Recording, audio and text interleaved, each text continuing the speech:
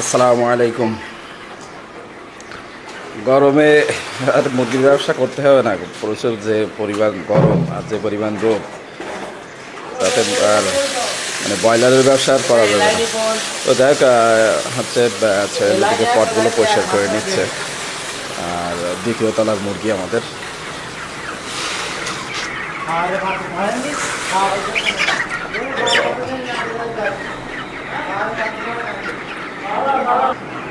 তো যাই হোক, এই মুরগিটা আমাদের আছে হচ্ছে 1300, মানে দুই ঘর মিলে হচ্ছে 1300 পিস মোট। আর হচ্ছে এই ঘরের মুরগিটা আমাদের বয়স হয়েছে আজকে 29 দিন। আর ওই পাশের মুরগিটা বলতেছে, মানে ওই পাশের মুরগিটা হচ্ছে আরও 6-7 দিন কম আর কি। তো এই মুরগিটা আমাদের ওজন আছে হচ্ছে 24 দিনে আপনার 1 কিলো 100, মানে এভারেজ হবে ইনশাল্লাহ, আশা করা যাচ্ছে। তো যাই হোক, মুরগি একটু ওয়েট কম আছে। ওই পাশের মুরগিটা আমাদের 29 দিন হয়েছে, তা 29 দিনে আপনার হচ্ছে 1 কিলো 400 প্লাস আর কি।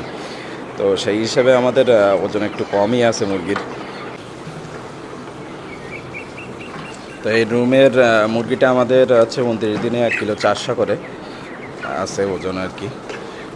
তো হিসাবে আসলে একটু কমই আছে, কারণ প্রায় 2 কিলো হলে তাই ঠিক হয়।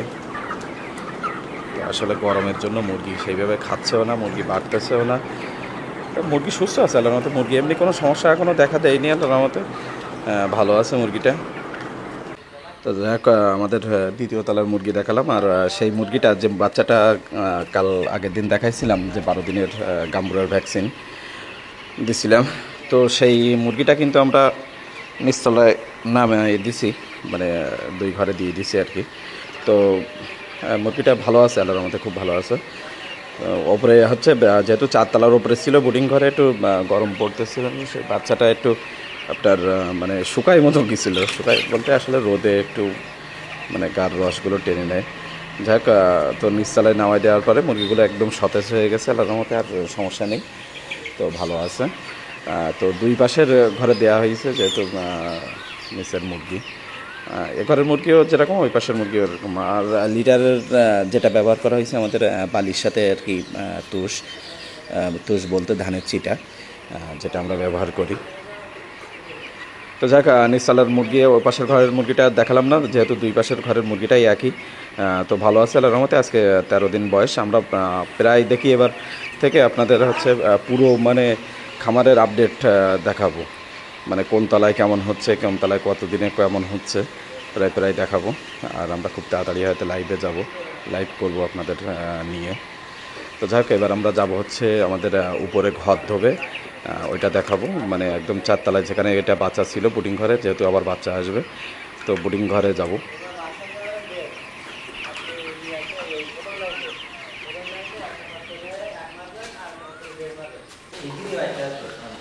তো যাই হোক, হচ্ছে দ্বিতীয় তলার মুরগি দেখালাম, নিচতলার মুরগি দেখালাম, তৃতীয় তলার মুরগিটা এখন দেখাবো না। তৃতীয় তলার মুরগি নিয়ে আমরা পরে আর একটা ভিডিও করব।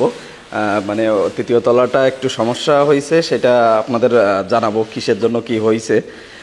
তো ওইটা নিয়ে আমরা অবশ্যই একটা ভিডিও বানাবো, যে একটু সতর্কতার জন্য হয়তো আমাদের অনেক ক্ষতি হয়েছে তৃতীয় তলা এক ঘরে মুরগি। তো সেগুলো সম্পূর্ণ আপনাদের দেখাবো পরের ভিডিওতে ইনশাল্লাহ। তো যেহেতু এখানে বাচ্চা ছিল আমাদের নিচতলার বাচ্চা, আপনারা জানেন, তো সেই বাচ্চাটা নিচে নামাই দিয়েছি, সেটাও দেখালাম। তো আজকে এই ঘরটা আমাদের পরিষ্কার হবে। পরিষ্কার হওয়ার পরে এখানে আবার বাচ্চা আসবে। তৃতীয় তলার এক ঘরের বাচ্চা, মানে এক ঘরের মুরগি আছে, আর এক ঘরের মুরগি আমরা বিক্রি করে দিচ্ছি, মানে ছোটো মুরগি বিক্রি করছি। তো কিসের জন্য বিক্রি করছি, কি হয়েছিল, সব কিছু আমরা ডিটেলস আপনাদের নেক্সট ভিডিও জানাবো।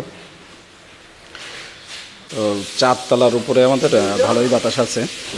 এই সাইডে আমাদের হচ্ছে যে বোর্ডিং ঘরের এই পাশে জায়গা রাখা হয়েছে অনেক।